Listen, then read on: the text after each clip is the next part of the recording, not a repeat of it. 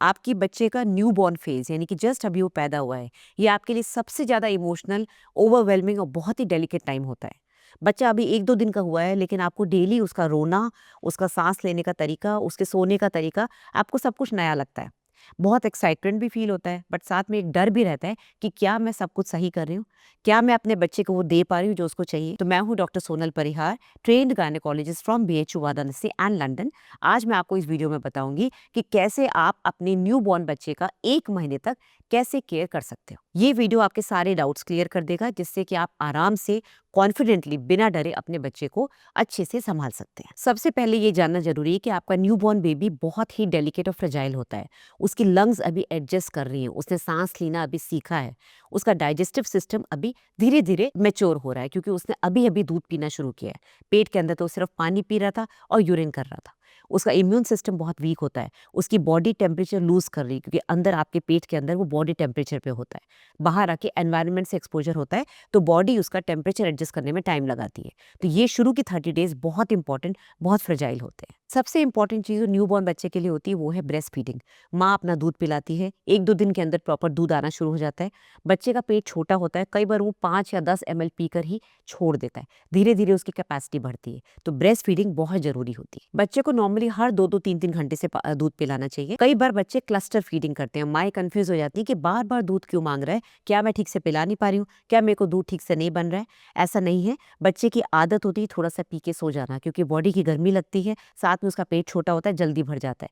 फिर वापस जगता है, वापस पीता है, और बार बार सकलिंग करने से जो रिफ्लेक्स बनता है, उससे आपका मिल्क प्रोडक्शन बड़ा होता है। तो ये नेचर है, ये भगवान ने इसी तरह से रचना करी है कि बच्चा क्लस्टर फीडिंग करे तो धीरे धीरे आपका मिल्क का प्रोडक्शन बढ़ जाता है। दूसरी इंपॉर्टेंट चीज है, फीडिंग तो आप करा रहे हैं, लेकिन आपने लैचिंग सही नहीं करी। लैचिंग का सबसे अच्छा तरीका होता है कि आपकी निप्पल और एरियोला पूरा बच्चे के मुंह में जाए, बच्चे का पूरा मुंह खुले, बच्चे की चिन जो है वो आपके ब्रेस्ट से टच करे, बच्चे की लिप्स बाहर की तरफ इवर्टेड हो। अगर प्रॉपर लैचिंग नहीं होगी तो निप्पल में कट्स लगेंगे, बच्चा स्ट्रगल करेगा, स्ट्रगल करते समय और ज़्यादा काटेगा, उसको प्रॉपर फीडिंग नहीं होगी, उसका पेट नहीं भरेगा, और क्योंकि आपके अंदर रिफ्लेक्स नहीं बन रहा है तो आपको भी मिल्क प्रोडक्शन कम होगा। अगर आप बच्चे को बॉटल फीड कर रही है तो ध्यान रखिए बॉटल्स प्रॉपरली स्टेरलाइज हो, निप्पल स्टेरलाइज हो। अब बॉटल फीड आप अपना खुद का दूध भी कर सकती हैं। कई बार ब्रेस्ट एंगॉर्जमेंट की वजह से, पेन की वजह से माएँ अपना दूध हाथ से निकाल के बॉटल में भर के बच्चे को पिलाती, और कभी कभी अगर आप फॉर्मूला मिल्क यूज कर रही है तो बिना डॉक्टर से पूछे कुछ भी चेंज ना करें। थर्ड इंपॉर्टेंट चीज़ है बच्चे की बर्पिंग कराना। इस पे पूरा एक वीडियो आ चुका है, बर्पिंग कैसे करानी होती है। बच्चे के पेट में बहुत गैस बनती है, वो दूध के साथ साथ बहुत सारी हवा भी अंदर गल्प कर लेता है। अगर आप ठीक से बर्पिंग नहीं कराएंगे तो बच्चे का पेट तो ऑब्वियसली नहीं भरेगा, दूध पी ही नहीं पाएगा, अंदर इतनी गैस भर जाएगी कि उसको कोलिक आ जाएगा, उसको पेन होगा, वो चीखेगा, चिल्लाएगा और उसको डिस्कम्फर्ट रहेगा। बर्पिंग के 3 तरीके जो मैं हमेशा बताती हूँ, बच्चे को आप अपने शोल्डर पे ले लें, उसका चेस्ट हल्का सा दबेगा, फिर आप अपने हाथ से सहला के उसके पेट थपथपाएं, तो आपको खुद ही महसूस होगा कि बच्चे ने 2-3 बार बर्प कर लिया है। दूसरा तरीका, आप बच्चे को उल्टा लेटा के अपने लैप में देखिए, ध्यान रखें उसके पेट ना दबे, नहीं तो फिर उल्टी कर देगा। धीरे धीरे हल्के से चेस्ट पे मसाज करें, उसको बर्पिंग हो जाएगी, आपको फील हो जाएगा। या फिर कई बार अगर आप ठीक से बच्चे को पकड़ के बिठा पाए तो एक सपोर्ट बैक पे रखें, एक सपोर्ट से चेस्ट पकड़ें, चेस्ट और चिन पकड़ लें, क्योंकि बच्चे की हेड होल्डिंग आई नहीं है। फिर आप पीछे वाले हाथ से उसके बैक पे मसाज करें तो बर्पिंग हो जाएगी। नॉर्मली 5 से 10 मिनट के अंदर बच्चे की बर्पिंग हो जाती है, बच्चे की गैस रिलीज हो जाती है और बच्चे को आप सुला सकते हैं। नेक्स्ट आते हैं स्लीप पैटर्न। बच्चे का स्लीप पैटर्न धीरे धीरे एडल्ट जैसा होता है। शुरू में वो 14 से 18 घंटे भी सोता है। इन 14 से 18 घंटे में धीरे धीरे 2-2 3-3 घंटे की वो नींद लेता है। छोटे छोटे स्लीप पैटर्न्स होते हैं उसके। कई बच्चे और भी जल्दी उठ जाते हैं, 2-3 घंटे भी नहीं सो पाते। रात और दिन का इनको फर्क नहीं महसूस होता। धीरे धीरे जब उनको आइडिया लगता है कि मम्मी पापा रात में सोते हैं, तो 3 महीने बाद उनका एडजस्टमेंट शुरू होता है, वो रात में सोना शुरू करते हैं। ध्यान रखिए सोते समय बच्चे को सीधा ही सुलाएं। करवट दे के सुलाएंगे या उल्टा सुलाएंगे तो बच्चा कई बार करवट से उल्टा चला जाता है और ऐसे में उसकी नाक दब जाती है, और सडन इन्फेंट डेथ सिंड्रोम बड़ा ही कॉमन है। तो बच्चे को उल्टा लेटाने की वजह से कई बार उसकी सांस रुक सकती है, कभी कभी वो दूध निकाल के उल्टी करके उसको अंदर ट्रैकिया में यानी कि अपनी सांस के नलकी में ले सकता है। तो सीधा सुलाना सबसे बेस्ट है।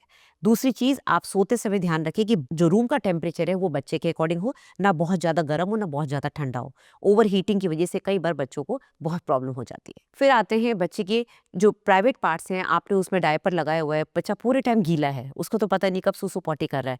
आप क्लीन करिए, चेंज करिए, अच्छे से उसको वाइप करिए, पर कोशिश करिए आधे से पौन घंटे बच्चे को डायपर फ्री रखिए, जिससे उस प्राइवेट पार्ट को अच्छे से एयरेशन हो पाए और उसको कोई रैशेज ना हो जाए। अब आते हैं बच्चे के स्टूल पैटर्न पे। बच्चे के पॉटी का कलर, उसकी कंसिस्टेंसी धीरे धीरे विद डेज चेंज होती है। शुरू में बच्चे का जो पॉटी होता है वो ग्रीनिश मेकोनियम जैसा होता है। यस, आपको सबको पता है मेकोनियम क्या होता है। 2-3 दिन के बाद उसके स्टूल का कलर येलोइश मस्टर्ड येलो हो जाता है, हल्का सा वाटरी होता है, और ये इन्फेक्शन का साइन नहीं है। अब बच्चे कितनी बार स्टूल पास करते हैं वो हर बच्चे का अपना अपना पैटर्न होता है। जो नॉर्मली फॉर्मूला फीडिंग लेते हैं वो 2 या 3 बार भी स्टूल पास करें तो नॉर्मल है। ब्रेस्ट फीडिंग वाले बच्चे 6 से 7 बार भी पॉटी करते हैं, वो भी नॉर्मल है। अब आते हैं बच्चे की कॉर्ड केयर, यानी कि जो नाल है उसको बहुत से लोग कोशिश करते हैं, उसको साफ करते रहते हैं, उसमें न्यूज़पोरिन पाउडर लगाते हैं, कोशिश करते हैं वो जल्दी निकल जाए। प्लीज़ ऐसा ना करें, वो कुदरती तौर पे 7 से 10 दिन में अपने आप ड्राई होकर निकल जाएगी। आपको सिर्फ यही ध्यान रखना है कि उसको ड्राई रखना है, उसको ज़बरदस्ती पानी से, डिटॉल से या वाइप से क्लीन ना करें, ठीक है। अगर आपको दिख रहा है उसमें रेडनेस है, इन्फेक्शन के साइंस लग रहे हैं, बच्चे को पेन हो रहा है, हालांकि बच्चा पेन नहीं बता पाएगा, पर आपको देख के लग रहा है कि उसमें शायद ब्लड आ रहा है या पस आ रहा है, तो जाके डॉक्टर को फौरन दिखाइए। फिर आते हैं बच्चे को नहलाने का तरीका। नहलाने का तरीका हर माँ बाप का अलग होता है। ज़्यादातर घर में बड़े बूढ़े दाइयाँ होती हैं जो उनको हायर किया जाता है, जापे की लेडीज आती हैं, वो सब करती हैं। बच्चे को रोज नहलाने की जरूरत नहीं है। बच्चे को हफ्ते में आप 2 बार भी नहला देंगे बहुत है। गर्मी का मौसम है 3 बार नहला दो, ज़्यादा रगड़ रगड़ के नहीं नहलाना होता है। बच्चे की बॉडी पे चिपचिपा सा व्हाइट कलर का एक मटेरियल होता है जिसको हम वर्निक्स केसियोसा बोलते हैं। ये बॉडी अपने आप बनाती है, क्योंकि बच्चा जब 9 महीने पेट के अंदर रहता है, एमनियोटिक फ्लूइड के कांटेक्ट में रहता है, तो वर्निक्स उसको प्रोटेक्ट करता है और गर्म रखता है, राइट। शुरू के 7-10 दिन में जब तक आप बच्चे की कॉर्ड यानी कि नाल सूख के नहीं निकल गई, ज्यादा उसको गीला ना करें, उसको ड्राई रखें। कई बार नाल में से फाउल स्मेलिंग भी आने लग जाती है। अगर गंदी स्मेल आ रही है इसका मतलब इन्फेक्शन हो रहा है, फौरन डॉक्टर को दिखाएं। नहाते समय ध्यान रखें जो भी आप साबुन यूज कर रहे हैं वो बच्चे के लिए हो, एडल्ट वाला साबुन ना यूज करें। बच्चे की स्किन के अकॉर्डिंग स्किन फ्रेंडली हो, पानी ना बहुत ज्यादा गर्म हो ना बहुत ज्यादा ठंडा हो। नहलाते ही बच्चे को फौरन साफ करें, ड्राई करें, और बॉडी पे मॉइस्चराइजर जो बेबी क्रीम्स आती हैं जरूर लगाएं। अब बहुत सी माएँ, बहुत से माँ बाप नहीं समझ पाते बच्चा क्यों रो रहा है। बच्चे को सिर्फ रोना आता है। शुरू के 3-4 महीने थे, जब तक ये सोशल स्माइल नहीं आती, वो सिर्फ रो रो कर ही अपनी बातें बताता है। तो बच्चा क्या बता रहा है? अगर बच्चा बहुत ज्यादा रो रहा है, उसका पेट टाइट हो रहा है, बच्चा टेंस होके रो रहा है और चीख चीख के रो रहा है और अपने पैर भी टाइट कर रहा है, तो ये साइन होता है कोलिक का।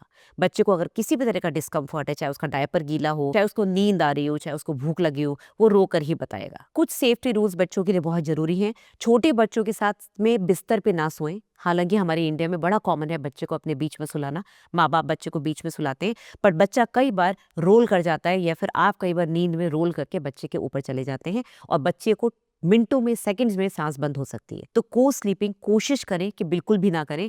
बच्चे को बगल में पालने में सुलाएं। पालने में कोई भी ऐसा सॉफ्ट टॉय या कोई लूज ब्लैंकेट ना रखें कि बच्चा घूम घूम के कर्ल होके उसके अंदर फंस जाए, क्योंकि बच्चे की सांस रुक सकती है। और कभी भी बच्चे को किसी हाई सरफेस पे, जैसे टेबल पे या बेड पे अकेला ना छोड़ें। आपको लगेगा बच्चा ज्यादा घूम नहीं रहा है, मैं 2 मिनट में आ रही हूँ, बच्चा एकदम से लुढ़क के गिर सकता है। हालांकि बच्चा अपने डेंजर साइंस खुद ही बता देता है और आप भी एज मदर फादर बहुत जल्दी समझ जाते हो कि आपका बच्चा सही नहीं है। फिर भी कुछ डेंजर साइंस होते हैं। फॉर एग्जाम्पल, अगर बच्चा बहुत ज़्यादा रो रहा है, या बच्चा बिल्कुल दूध नहीं पी रहा है, या फिर बच्चे को फीवर आ गया है मोर देन 100.4, यानी कि सही में बच्चे का हाई ग्रेड फीवर है, बच्चे की ब्रीदिंग बहुत फास्ट हो रही है, या फिर आपको लग रहा है बच्चे के जो लिप्स हैं उसका कलर ब्लूइश जा रहा है, यानी कि बच्चा साइनोटिक हो रहा है, उसको ऑक्सीजन की कमी हो रही है, फौरन तुरंत डॉक्टर के पास जाएं। तो न्यूबॉर्न फेज आपके लिए बहुत एक्साइटमेंट भरा होता है, बहुत चैलेंजिंग होता है और बहुत डिफिकल्ट भी हो सकता है, लेकिन धीरे धीरे बच्चा और माँ एक दूसरे को समझने लगते हैं। आप बच्चे का रूटीन समझ जाएंगे, बच्चा आपका रूटीन समझ जाएगा। हर हफ्ते आपको लगेगा थोड़ा सा और कंफर्टेबल हो रहा है ये न्यूबॉर्न फेज। तो इसमें बिल्कुल भी हेजिटेट ना करें। Every day comes with a new lesson. आप कुछ ना कुछ सीखते रहेंगे, सिखाते रहेंगे, और किसी भी हेजिटेशन को अपने दिमाग में ना रखें। बड़ों से पूछें, नहीं तो डॉक्टर से फौरन कंसल्ट करें। तो वीडियो पसंद आया हो तो लाइक करिए, शेयर करिए किसी ऐसी मदर के साथ जो अपने बच्चे के साथ स्ट्रगल कर रही है, और मेरे चैनल को सब्सक्राइब करना मत भूलिए। मेरे से अगर आपको डायरेक्ट कंसल्टेशन करना है तो इस नंबर पे व्हाट्सएप करिए, या फिर मेरी वेबसाइट पे जाके कंसल्ट डॉक्टर सोनल पे क्लिक करके अगर आप पेमेंट कर रहे हैं तो उसका स्क्रीनशॉट लेके इस नंबर पे भेज दे। मेरी सेक्रेटरी आपसे कांटेक्ट करके 1-2 दिन के अंदर आपका अपॉइंटमेंट मेरे से फिक्स कर देगी। मैंने आप लोगों के लिए एक बहुत अच्छा प्रेगनेंसी कोर्स बनाया है, उसके मेरी वेबसाइट पे जाके देखिए। बहुत ही simple first trimester, second trimester, third trimester का कोर्स है, जिसमें आप आराम से घर बैठे बैठे सारे क्वेश्चंस के आंसर सुन सकते हो और समझ सकते हो।